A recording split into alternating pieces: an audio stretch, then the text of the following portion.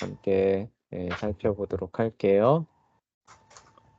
자, 일단 어떤 문서가 내부적인 검증을 통과하면, 그러니까 내적으로는 문제가 없는 게 이제 밝혀지는 거죠. 다음으로 적용되는 방법이 바로 외부적인 검증이다. 이 검증 방법은 그 문서가 어떤 역사적인 사실에 관하여 외부적인 자료들과 모순을 보이는지 여부를 결정한다. 그래서 외적인 다른 자료하고 이제 비교를 해보는 거죠. 그 당시의 다른 역사 기록이 존재한다면 검증 대상 문서는 다른 자료들과 일치해야 한다. 그래서 다른 자료들과 이제 일치하는 모습을 보이지 않겠느냐, 이제 이런 얘기죠. 믿을 만한 자료라면. 실제로 검증 대상 문서는 이미 역사적인 작품이라고 받아들여진 다른 문서들과 어느 정도 내용이 중복돼요. 근데 이거를 검증하려면은 서로 그 뭐예요? 교차점이 있어야 된다는 거죠. 그쵸? 네. 네, 같은 내용을 서술하는 부분이 있어야 이게 검증이 가능하다는 겁니다.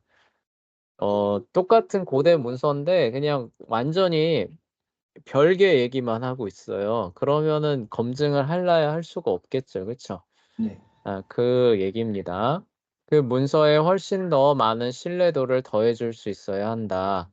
중복된 내용이 더 많이 나타날수록 그 문서는 외부적인 검증 과정을 통과할 가능성이 훨씬 더 높아진다. 이미 역사적인 문서라고 받아들여진 다른 자료들과 더불어 검증 대상 문서는 또한 그 시대와 관련한 어떤 고고학적인 발견과 일치해야 한다. 그리고 이 문서들을 통한 외부적 검증뿐만이 아니라 이제 고고학을 또 사용해서 검증을 한다. 그게 외부적인 검증이란 얘기입니다. 다시 말해서 그 문서를 뒷받침하는 고고학적인 사실이 점점 더 많아질수록 그 문서가 외부적인 검증 과정을 통과할 가능성은 점점 더 높아진다라고 얘기를 하고 있고요. 이제 성경의 외부적인 검증 방법을 적용하는 대목을 살펴볼게요. 재현이가 그 다음 단락 읽어주시면 됩니다. 어, 성, 성경의 외부적인, 성경의 외부적인 검증 방법을 적용하는 것은 너무나 엄청난 작업이다. 왜냐하면 성경은 굉장히 긴 시대를 포괄하는 작품이기 때문이다. 구약 성경의 많은 부분은 아주 오래전에 일어난 사건들을 보호하고 있기 때문에 그런 사건들을 비교해볼 만한 다른 외부적인 역사 작품들이 거의 없다. 네, 그래요. 네, 네. 네, 성경에 이제 외부적인 검증을 하려고 하는데 이게 조금 어려움이 있다는 거예요. 그래서 왜 어려움이 있냐? 성경이 뭐 조선왕조실록처럼 어느 한 시대에 쓰여진 게 아니라 어때요? 구약 성경부터 신약 성경까지 전체를 다 얘기한다면은 한 4,000년에 가까운 네, 기간을 포괄하고 있잖아요. 그쵸? 네. 예. 그러니까 거기에 어떤 해당할 만한 다른 어떤 문서가 있을까요? 없을까요? 또 어떠한 4,000년의 기간에 걸쳐서 쓰여진 역사 자료나 문서가 있을까요? 없을까요? 있겠죠. 없겠죠. 그쵸? 그래서 이제 어렵습니다. 그리고 구약 성경에 인제 더 예전 부분들 있잖아요. 창세기에 들어가는 그런 부분으로 들어가 보면은 또 거기에 해당하는 어떤 다른 역사 자료들이 점점 더 인제 적어지는 그런 결과들이 오게 되는 거죠. 네. 그다음에 또 어려운 인제 대목들이 있는데 재현이가 여기까지 읽어 볼게요. 더구나. 여기까지 읽고 끊을 걸 그랬네요. 네, 더구나 여기까지 읽어 주세요. 더구나 성경의 초점은 다소 제한되어 있다. 그래서 동시대의 역사가들도 성경 기사와 관련된 사건들을 전혀 언급하지 않는다. 네. 원래도 이렇게 중첩되는 부분이죠. 내용이 중복되는 것을 발견할 만한 고대 문서가 애초에 적은데 성경이 서술하는 내용은 기본적으로 다른 역사서들과 관심 주제가 좀 다르죠. 그쵸? 네. 일반적인 역사 문서의 주제는 뭐예요? 뭐 어디를 막 정복하고 뭐 이기고 뭐 승리하고 뭐 어떤 업적을 이런 것들이 인제 주로 포커스가 맞춰지잖아요. 그쵸? 네. 네, 그런 내용들은 많이 있을 수 있는데 성경은 애초에 그게 중심 주제가 아니라 뭐예요? 구원. 하나님의 구원 사역이잖아요. 그쵸? 예, 그러다 보니까 이제 이런 세상에 관심 있는 주제들에 대해서는 어떤 저기 상황이 벌어져요? 거의. 그냥 생략해버리는 거죠. 그쵸? 네. 패스해버리는 거예요. 그래서 다소 제한되어 있는 거죠.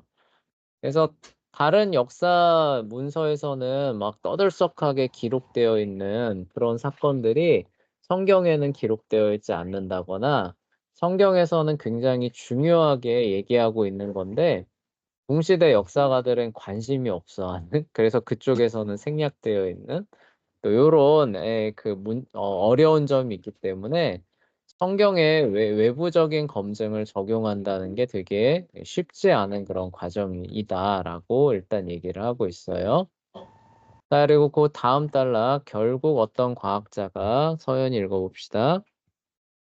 결국 어떤 과학자가 신약 성경과 동시대의 작품들을 조사할 때 다소 회의적인 시각을 동원해야 할 것이다.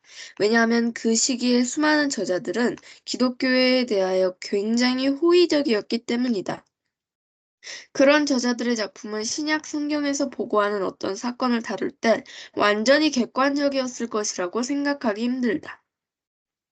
게다가 신약 시대에 기록된 수많은 역사 문서들은 격렬하게 반기독교 성향을 보인 유대 지도자들이 기록한 것도 있다. 이러한 기사들도 역시 그런 점을 감안해야 한다. 네, 이와 그래요. 네네, 네. 거기까지요. 예, 그나마 이제 남아있는 이제 외부적 자료를 가지고 성경의 외부적 검증을 진행하려고 하면은 또 이제 어떤 문제가 벌어지느냐. 예, 애초에 이렇게 뭐라고 해야 되지?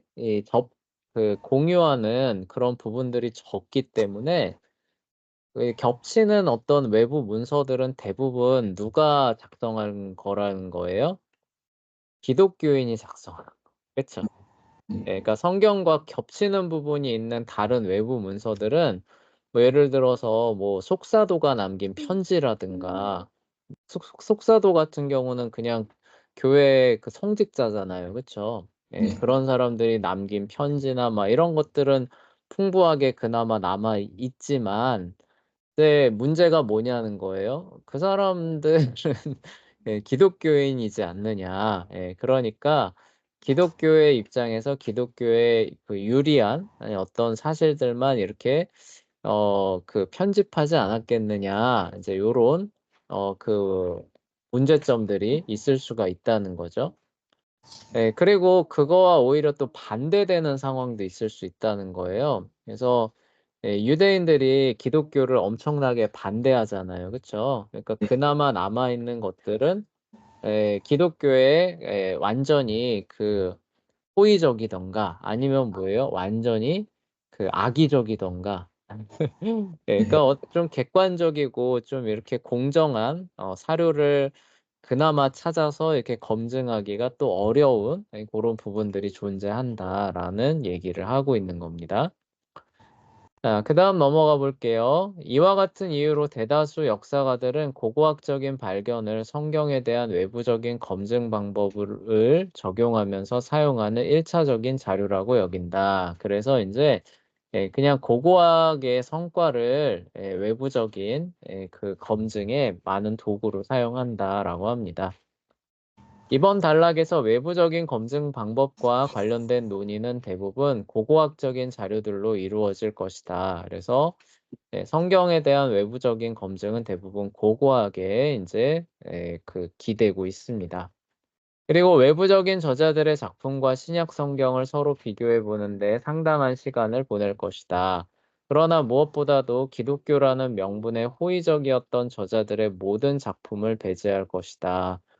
이게 뭐예요? 굉장히 엄격하게 한다는 거죠. 그쵸? 예, 사실 이런 것들을 어느 정도 활용해도 상관은 없어요. 그쵸? 예, 아무리 팔이 안으로 굽어도 그래도 없는 얘기를 쓰지는 않을 거 아니에요. 예를 들어서 모든 역사는 기본적으로 뭐예요? 자기 나라나 민족에 호의적으로 기록하지 않을 수가 없죠. 그쵸? 네. 예, 그런데도 우리가 그거를 역사 사료로 활용을 하잖아요. 그쵸? 네. 예, 그러니까 기독교라는 명분에 호의적이었다고 해서 사실 천편일률적으로 배제할 필요는 사실 없거든요. 그쵸? 네. 예, 그런 걸 감안을 해서 사실 반영을 해도 상관은 없는데 그럼에도 뭐라는 거예요? 더 엄격하게 그냥 아예 다 배제해 버리겠다라고 아, 말하는 겁니다. 그러니까 외부적인 검증을 굉장히 그 엄격한 차원에서 굳이 그렇게까지 안 해도 되는 차원에서 진행을 해 보겠다라는 그런 얘기를 하는 거예요. 네. 비록 이와 같은 저자 가운데 많은 사람이 다 교부들입니다. 터툴리안, 이레니우스, 폴리갑이죠. 폴리카르푸스. 그래서 초대교회에서 얘기할 때 늘 나오는 사람들이거든요. 그 시대의 여러 가지 사건들에 관하여 정확한 그림을 그려주기는 하지만 그 사람들의 객관성에 문제가 있다. 훌륭한 과학자는 언제나 연구하고 있는 자료에서 편견을 줄이려고 노력해야 한다. 그러므로 우리는 외부적인 검증 과정을 거치면서 친기독교 성향을 보인 저자들을 분명히 배제해야 한다. 이런 식으로 편견을 보였을 가능성이 높은 저자들을 배제한다면 과연 누가 남을 수 있단 말인가라고 하면서 그러면은 어떤 역사 문서를 좀 활용할 수 있는지 이제 그 다음에서 얘기를 하겠답니다. 세연이가 그다음 읽어봅시다. 로마의 역사가 그 코넬리우스 타키투스는 주 1세기 무렵에 아주 정확한 역사서라고 알려진 작품들을 기록하였다. 주요 작품이 연대기에서는 타키투스는 성경에 기록된 기사와 완전히 일치하는 그리스도의 존재와 본디오 빌라도에게 죽임을 당하는 사건을 언급하였다. 또한 성경에서 이야기하는 특정 도시와 통치자들도 역시 언급한다. 각 경우마다 타키투스의 보고는 신약 성경의 기사와 완전히 일치했다. 네, 일치. 그래요. 예, 거기까지요. 그래서 또 하나 인제 그 외부적인 자료로 활용할 수 있는 게 인제 타키투스의 연대기인데요. 우리가 아는 로마 역사 있죠. 그쵸? 네, 로마 역사 대부분이 어디서 나오냐? 리비우스의 로마사가 있고요. 타키투스의 연대기가 있습니다. 요 두 개에서 우리가 알고 있는 로마 역사가 대부분 다 전달이 된 거거든요. 아, 그러면은 굉장히 권위 있는 역사서라고 말할 수가 있겠죠. 그쵸? 네, 그런데 놀랍게도 이 연대기에서 그 본디오 빌라도에 대한 이야기들을 그러니까 그 유대 지역에 대한 얘기들을 하면서 본디오 빌라도를 얘기를 하고 그 치하에서 그 처형을 받은 예 정확하게 십자가형이라고까지 얘기를 했나 안 했나는 약간 쪼끔 가물가물한데 그렇게까지 얘기를 하는 기록이 연대기에도 등장을 합니다. 그래서 그 예수님의 부활이나 이런 거에 대해서 굉장히 회의적인 불신자들 있잖아요. 불신자 학자들 있잖아요. 그쵸? 네. 불신자 학자들도 "예수님은 실제하지 않은 허구의 인물이다."라고까지는 얘기를 못 해요. 아, 왜 못하냐면은 이렇게까지 언급이 되고 있기 때문에 저기 부인은 못합니다. 대신에 예수라는 사람이 존재는 했는데 뭐 다르게 해석하는 거 성경을 과는 다르게 해석하는 그런 이론들을 내놓는 거죠. 어떤 사람은 근데 제가 봤는데 어떤 사람은 뭐 예수가 없다 막 네. 이렇게 그러는데. 근데 그 역사가들의 입장에서는 예수의 실존을 부정하는 그런 이론들은 거의 인정을 못 받아요. 그러니까 물론 뭐 개인적으로 그런 주장들을 하면서 주장을 할 수는 있겠죠. 그쵸? 네. 할 수는 있겠지만 진짜 역사 학계로 들어가 보면은 예수의 실존 자체를 부정할 수 있는 역사학자는 거의 없습니다. 근데 그 예수를 다시 해석하는 사람들은 많이 있어요. 그러니까 뭐 성경에 기록된 것처럼 죽었다가 3일 만에 부활했다는 아니고 옛날에 예수라는 사람이 있긴 있었는데 요때쯤에 실제로 있긴 있었는데 뭐 이러이러이러해서 뭐 이러이러한 일이 있었던 것 같다. 이렇게까지는 얘기합니다. 예.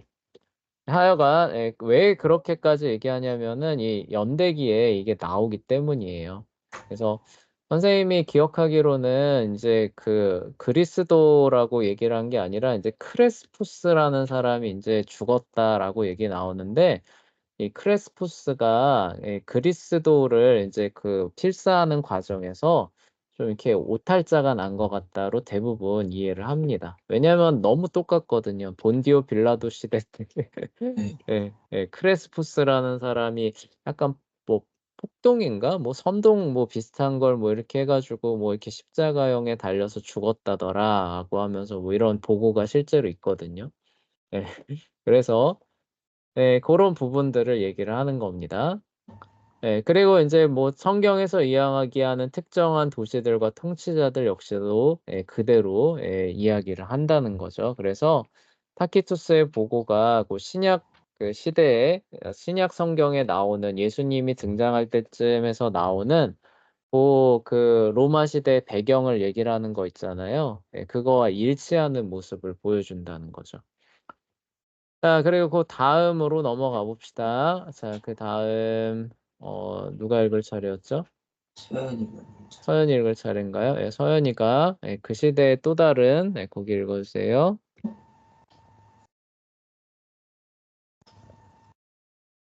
그 시대의 또 다른 널리 존경받는 비그리스도인 역사가는 플라비우스 요세푸스였다. 요세푸스는 로마인들과 유대인들 사이에 좋은 감정을 일으키려는 시도로 유대 백성의 역사를 기록한 유대인이었다. 주요 작품인 유대 고대사에서 요세푸스는 본디오 빌라도의 명령에 따른 그리스도의 죽음을 언급하고 있을 뿐 아니라 또한 그리스도의 부활도 그와 동시에 언급하고 있다. 유대 고대사 18장 33절에서부터 나오는 인용문을 여기에 소개하겠다. 자, 이 시기에 예수라는 현자가 하나 있었는데 굳이 사람이라고 부르는 것이 합당하다면 말이다. 왜냐하면 예수는 놀라운 이적을 행하는 자요 기쁨으로 진리를 받아들이는 사람들의 선생이었기 때문이다. 예수는 수많은 유대인들과 헬라인들을 자신에게로 끌어모았다. 이 사람은 그리스도였다. 우리 가운데 유력한 사람들의 고발로 말미암아 빌라도가 예수님을 십자가에 못 박으라고 명령했을 때에도 처음부터 예수를 사랑한 사람들은 예수를 저버리지 않았다. 왜냐하면 하나님의 선지자들이 예수에 대하여 이러한 일들을 비롯하여 수많은 다른 놀라운 이적들을 예언한 것처럼 예수는 3일 만에 다시 살아나서 사람들에게 나타났기 때문이다. 그리고 심지어 오늘날에도 예수의 이름을 따라 그리스도인의 무리라고 일컬어지는 족속은 사라지지 않은 채 여전히 남아있다. 네, 그래요. 여기까지요. 이 기록은 그냥 뭐 너무 놀랍죠. 그쵸? 네. 왜냐하면은 요세푸스는 인제 특히 인제 유대 전쟁을 이야기하려면은 빼놓을 수 없는 역사거든요. 그러니까 요세푸스를 빼놓으면은 로마가 AD 70년에서 73년에 유대를 멸망시키잖아요. 그쵸? 예. 근데 그 과정을 기록한 유일한 역사가예요. 그래서 그 유대 전쟁을 참고하려면은 요세푸스의 글을 안 읽을 수가 없는 거거든요. 근데 그 사람이 쓴 글에 이런 이야기가 실제로 나옵니다. 그래서 이거 저기 요세푸스가 크리스찬이 아니거든요. 네. 세속화된 유대교인이었어요. 세속화된 유대교인인데 이제 이런 이야기를 쓰여 있으니까 역사가들이 사실 좀 의심을 합니다. 이거는 사실 원본에 없는 얘기 아니냐. 근데 그들도 그런 원본에 없었다라는 증거는 사실 내놓지 못하고 있는데 내용이 사실 너무 기독교인이 하려는 말과 일치를 하고 있기 때문에 후대에 이제 그 기독교 세계가 들어서면서 사본들의 기독교인들이 첨가한 문장일 것이다라고들 주장을 하고는 있어요. 근데 그게 뭐 사실은 아마 아닐 것 같아요. 근데 어쨌거나 유대 고대사라는 작품을 보면은 실제로 이렇게 나옵니다. 그래서 이런 부분들을 이제 역사 가들은 어쨌든 그 문헌을 그러니까 이런 권위 있는 역사 문서에까지 이렇게 나오기 때문에 예수님의 실존 자체를 부인하는 게 어렵다는 거예요. 무슨 얘기인지 알겠죠? 그쵸? 네. 예, 그러면 이거를 부정할 수 있는 그와 버금가는 어떤 고대 문서를 갖고 반박을 해야 될 거 아니에요. 네. 거의 불가능한 얘기죠. 그래서 안 믿으려는 사람들도 예수님의 존재 자체는 잘 부인을 안 합니다.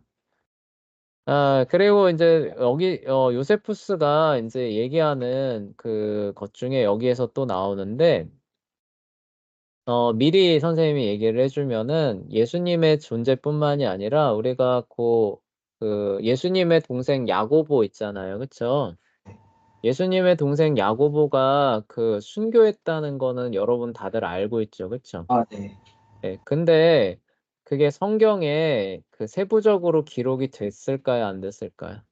안 되겠죠. 안 돼 있죠. 그쵸? 근데 아까 요세푸스가 유대교인이라 그랬잖아요. 네. 그래서 야고보를 굉장히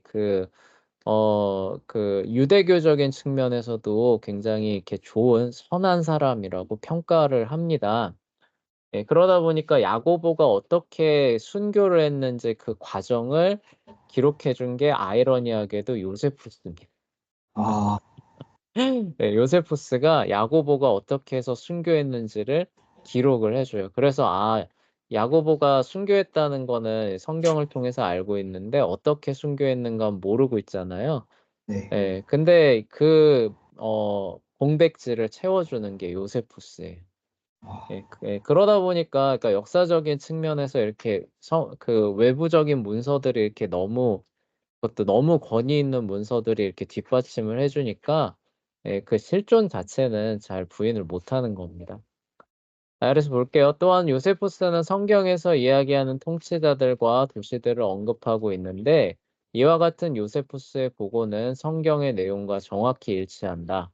더구나 요세푸스는 신약 성경과 동일하게 세례 요한의 생애와 죽음, 그래서 헤롯한테 얘기했다가 이제 죽은 거 있죠. 네. 근데 그리스도의 형제 야고보의 존재도 언급한다. 그리고 요게 이제 그 얘기예요. 여기서 요세푸스는 그리스도인이 아니었다는 사실에 주목하는 것이 매우 중요하다. 요세푸스는 유대교에 헌신하려고 노력한 유대인이었다. 근데 전통적으로 유대인은 로마를 싫어하잖아요. 그쵸? 네. 네, 요세푸스는 근데 젊은 시절에 로마로 유학을 가면서 로마가 얼마나 뛰어난 나라인가를 알았어요. 그래서 이제는 더는 유대인들이 전통적인 그런 어떤 사고를 갖고 로마에 맞서지 말고 이제는 로마랑 친하게 지내자, 이제 화해하자. 사실 그 목적에서 인제 이 글들을 인제 써서 역사서들을 써서 준 겁니다. 그러니까 우리식으로 만약에 이거를 대입을 한다면은 이런 거예요. 어렸을 때 일본에 유학을 간 거예요. 네. 일본이 너무 발전해 있는 거예요. 그러니까 네. 돌아와서 우리 동족들이 우리 그 인제 우리 동족이라고 해야 되죠. 그쵸? 예. 더는 일본을 미워하지 않았으면 싶은 거예요. 예. 네. 그래서 인제 그런 어떤 작품들을 써서 낸 사람이라고 보면 됩니다. 아, 예. 그래서 유대인들은 요세푸스를 정말 싫어해요. 하, 정통 유대인들 마치 우리 사람들이 일본에 대해 좋게 얘기하면 "저 친일파다."라고 그렇게 하는 반감이 있잖아요. 네. 유대인들도 요세푸스를 그렇게 생각해요 지금도. 아, 요세푸스 하면 저 민족적 배신자 하면서 막 이를 가는 사람입니다. 네, 재밌죠? 예, 별개 얘기입니다. 어쨌거나 그런 목적에서 인제 썼던 사람이기 때문에 기독교인은 아니었습니다. 요세푸스는 자기 작품에서 기독교를 멋지게 보이도록 애쓸 만한 이유가 없는 사람이었다. 대신 그 당시의 역사적 사실이라고 생각하는 것들을 보고하고 있을 뿐이었다. 그런데 요세푸스가 그리스도의 부활을 사실이라고 생각했다는 것은 아주 흥미로운 일이다라고 나오죠. 네. 그리고 사도 바울의 회심에 대한 증거나 그다음에 이 당대의 로마나 유대 사회에서 여자들의 증언은 사실 공식 증언으로 안 쳐줬잖아요. 그쵸? 네, 예. 근데 그거를 제일 먼저 전진 배치했다는 거, 그런 사실들, 그다음에 사도 바울이 원래 박해했던 사람이잖아요. 그쵸? 네, 예. 근데 그가 회심을 해서 오히려 전하는 사람이 됐는데, 그가 그렇게 전환하게 된 그 사실이 뭐였느냐, 계기가 뭐였느냐, 이런 부분들이 예수 그리스도의 부활에 사실 딱 그 초점이 맞춰져 있는 거죠. 그래서 역사적인 그런 증언의 측면에서 봐도 부활이 이게 정말 그 뭐라고 해야 되나, 신빙성이 높은, 예, 그런 그 레벨에 들어갑니다.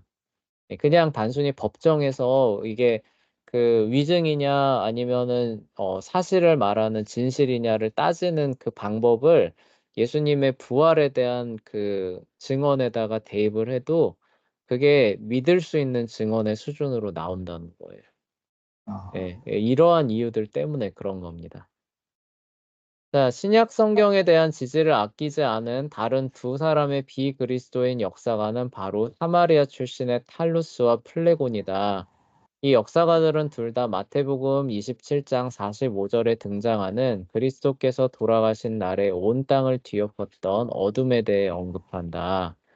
둘 다 그리스도인들이 아니었기 때문에 이 두 명의 저자들은 이 사건에 관하여 자연적인 설명을 덧붙이려고 노력하였다.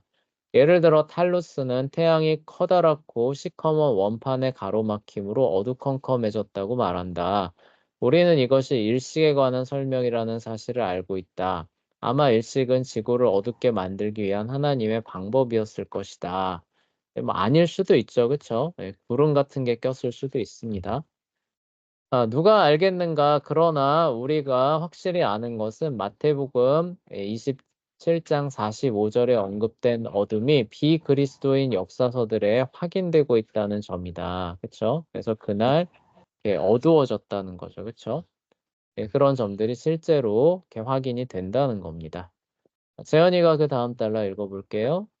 어, 그, 자, 지금까지는 이제 외부적인 문서에 대한 거고, 이제 고고학에 대한 부분으로 넘어갑니다. 그래서 여러 가지 고고학적인 발견, 여러 여기입니다. 가지, 네, 여러 가지 고고학적인 발견과 관련하여 성경은 정말 정확한 역사 자료로 매우 탁월하다.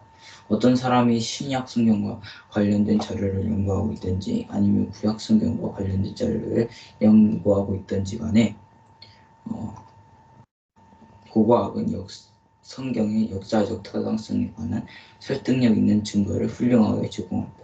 예를 들어 20세기의 가장 탁월한 고고학자 가운데 한 사람인 윌리엄 올브라이트는 지금까지 고고학은 구약 성경의 실제적인 역사성을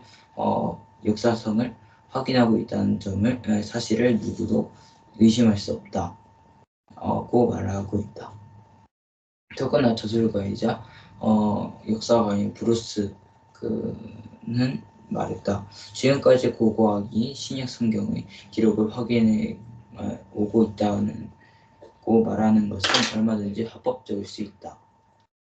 지금까지 성경의 구체적인 단락들을 확인해준 모든 고고학적 발견들을 간략하나마 언급하는 것은 거의 불가능한 일일 것이다. 고고학과 성경의 지명의 저자인 아미하이 마자르는 발견된 자료들을 소화하는 일이 이와 관련된 주제를 연구하는 여러 학자들에게는 말할 것도 없이 전문적인 고고학자들에게조차도 굉장히 벅차다고 말했다. 네, 그래요. 네, 복잡하고 말하는데요.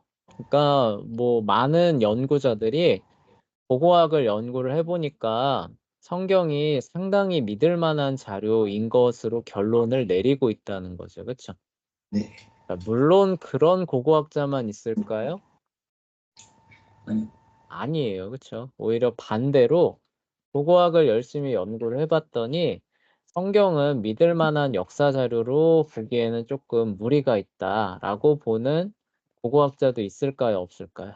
있겠죠.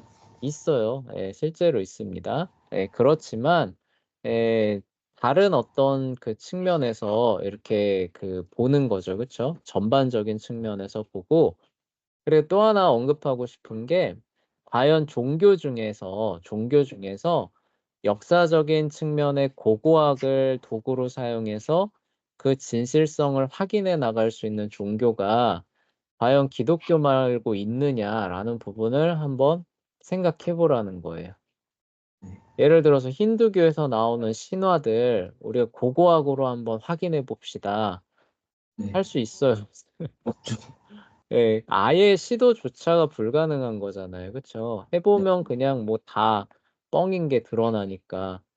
예. 근데 고고학을 사용을 해서 이렇게 그래도 이거는 역사적 사실이 맞다라고 말할 수 있는 학자들이 상당히 이렇게 많이 나온다는 것 자체가 사실 종교 분야에서는 어때요? 이게 독보적인 거예요. 그쵸? 네. 예. 그런 어떤 측면들을 우리가 같이 고려를 해야 되는 겁니다. 그러한 자료들의 분량이 엄청나기 때문에 서연이가 읽어 봅시다. 그러한 자료들의 분량이 엄청나기 때문에 나는 단 몇 가지 구체적인 사례에만 초점을 맞추고 싶다. 이러한 사례들은 상당히 역설적이다. 왜냐하면 이것들은 원래 고고학자들이 성경에서 오류를 범했다고 생각한 경우를 상징적으로 나타내기 때문이다. 그러나 훨씬 더 많은 자료들을 통하여 성경이 아니라 고고학자들의 잘못이라는 것이 명확히 드러났다. 다음에 소개하는 사례들은 전혀 별개의 사건이 아니라는 점을 주목하라. 에드윈 야마우치는 돌덩이와 성경이라는 책에서 말했다. 성경에서 구체적인 단락들이 많은 의심을 받아왔지만 결국 나중에는 사실로 확인된 경우보다 놀라울 만큼 엄청나게 많다. 네, 그래요. 그래서 실제로 고고학의 역사를 보면은 성경을 의심했던 사례가 많습니다. 근데 시간이 지나면서 오히려 뒤집히는 거죠. 고고학의 연구 결과로 '구약 성경이 원래 맞게 말했구나.'라고 말했던 게 밝혀지는 경우가 되게 많다는 거죠. 네, 그런 경우가 이제 여기 나온다는 거예요. 그와 같은 반전에 관한 특히 놀라운 본보기는 구약 성경의 창세기 14장에 등장한다. 근데 이게 이런 사례 하나만 있는 게 아니라 너무 많아요. 이 장에서는 두 진영의 고대 연합군 사이에서 벌어진 일련의 전투 상황에 대해서 자세히 다루고 있다. 여러 차례 전투가 벌어지는 동안 한 번은 아브라함의 조카 롯이 사로잡히게 되었다. 아브라함은 롯을 사로잡은 연합군에 맞설 1단의 군대를 이끌고 적군을 패배시킨 뒤 조카를 구출하였다. 20세기 초반까지도 대부분의 고고학자들은 이 이야기가 전적으로 거짓이라고 믿었다. 왜 거짓이라고 믿었을 것 같아요? 증거가 없기 때문에. 네, 증거가 없기도 하지만 한번 생각을 해봐요. 막 거기 일곱 왕이 이렇게 싸우잖아요. 그쵸? 연합해서 싸우는데 아브라함이 자기 간의 종이죠. 예, 간의 그 사람들 318명만 이끌고 가서 어떻게 패퇴시키고 다시 찾아오느냐. 예, 이거는 말이 안 된다라고들 그냥 막연하게 생각했던 거죠. 그래서 1918년 윌리엄 올브라이트는 성경 문학雜誌 기사를 썼는데 창세기 14장의 모든 내용은 일부 전설에서 빌려온 내용이거나 전적으로 전설로 구성된 것이라고 주장하였다. 그러니까 마치 뭐 힌두교 신화 같은 그런 부분이지 않겠느냐라고 생각을 했던 거죠. 그런데 이제 그 부분을 이제 발굴을 하다 보니까 이제 이런 반전이 일어납니다. 그러나 1918년 이래로 지금까지 엄청나게 많은 숫자의 고고학적 발견을 통하여 이 이야기의 역사성은 의심할 여지가 없는 것으로 바뀌었다. 1933년 마리서판의 발견으로 창세기 14장에서 언급된 왕들이 실제로 존재했으며 정말로 그와 같은 오랜 기간의 전투를 그 시기에, 그러니까 아브라함 시기예요. 그 시기에 벌였다는 증거를 제공해 주었다. 게다가 다름 아닌 올브라이트 자신은 이 이야기에서 언급된 도시들이 그 시기에 전쟁 중이었다는 사실을 보여주는 중대한 고고학적 증거를 발견하였다. 결국 이 증거로 올브라이트로 하여금 초기의 믿음을 반전시킬 수밖에 없도록 만들었다. 1948년에 기록한 주석에서 올브라이트는 지금까지 고고학이 창세기 14장의 신뢰성을 확인해주고 있다고 말했다. 그쵸? 자, 이 본보기의 가장 중요한 점은 원래 창세기 14장의 역사적인 정확성을 의심했던 고고학자가 여러 가지 증거인데 이 증거 고고학적 증거를 얘기를 하는 거예요. 여러 가지 증거에 비추어 보면서 어쩔 수 없이 자기 생각을 바꿀 수밖에 없었던 것으로 결론이 났다는 점이다. 근데 이 올브라이트는 이제 이렇게 해서 돌아서기는 했는데 이후에 이제 많은 학자들은 여전히 그쵸? 네, 성경의 특정 부분에 대한 역사적인 사실에 대한 부분들을 의심하는 그쵸? 네, 부분들을 여전히 갖고 있는 겁니다. 그래서 그 부분은 선생님이 아까 얘기한 거예요. 올브라이트는 관련된 고고학적 발견을 연구하는 동안 창세기 14장에 대하여 충분한 증거가 없음에도 결정적인 판단을 미뤄두는 여유를 보여주지 않았다. 단순히 허위라고 믿어버렸다. 그러나 결국 여러 가지 자료들을 통하여 자신의 잘못을 시인할 수밖에 없었다. 원래 내가 인용한 것처럼 지금까지 고고학은 구약 성경의 역사성을 확인해 왔다고 말한 사람이 바로 그 고고학자다. 그렇죠? 그래서 처음에는 그렇게 말했는데 나중에는 어떻게 얘기를 해요? 고고학은 성경의 역사적 확실성을 지금까지 계속 확인해 주고 있습니다라고 결론이 바뀌어 버렸죠. 그렇죠? 네. 네, 바로 그 사람이랍니다. 이 사례는 그와 같은 결론에 대하여 상당히 높은 신뢰성을 부여한다. 여기에 구약 성경이 정확한 역사적인 작품이 아니라고 믿고 싶어 한 고고학자가 있었다. 그러나 고고학 연구로 일생을 바친 뒤에 이 사람은 그런 주장을 거두어 들일 수밖에 없었다. 여러 가지 자료들이 설득력을 보여주지 않았다면 이 사람이 그처럼 진술하지는 않았을 것이다. 그 영화에서도 이런 얘기 있었죠. 그 배너 만든 사람이 원래는 예수님 믿는 사람이었어요? 안 믿는 사람이었어요?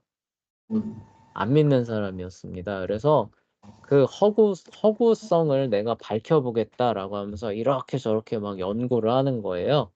그게 네. 무슨 연구겠어요? 이런 외부적인 자료들을 막 다 살펴봤겠죠. 그쵸? 네. 성경도 물론 살펴보지만 살펴보다 보니까 어떻게 되는 거예요? 아, 오히려 성경이 정확한 사실을 얘기를 하고 있다는 거에 설득이 되는 겁니다. 이게 근데 허구가 아니라 사실이겠네라는 생각이 들면서 마음이 어떻게 되는 거예요? 아, 그러면 우리를 정말 이렇게 구원해 주시기 위하여 대신 돌아가신 분을 믿는 마음으로 바뀌었겠죠. 그쵸? 네. 예, 그래서 영광을, 그쵸? 기리고 찬양하기 위해서 만든 작품이 바로 그 유명한 배너라는 고전 작품이 되는 거예요. 이런 예가 너무 많아요. 예, 기독교 역사 가운데. 처음에 믿지 않은 겁니다. 그래서 기독교가 거짓이라는 걸 내가 밝혀보겠다라고 하면서 뛰어들었다가 갖은 증거 자료들을 통해서 아닌데 이거 기독교가 오히려 사실이겠네? 라고 해서 기독교인이 된 사례가 한두 명이 아니에요. 아, 네, 그게 왜 그러냐? 이런 외적인 검증 과정도 성경이 충분히 통과할 수 있을 만한 능력을 갖고 있기 때문에 그런 거죠. 그쵸? 네. 네, 그래요.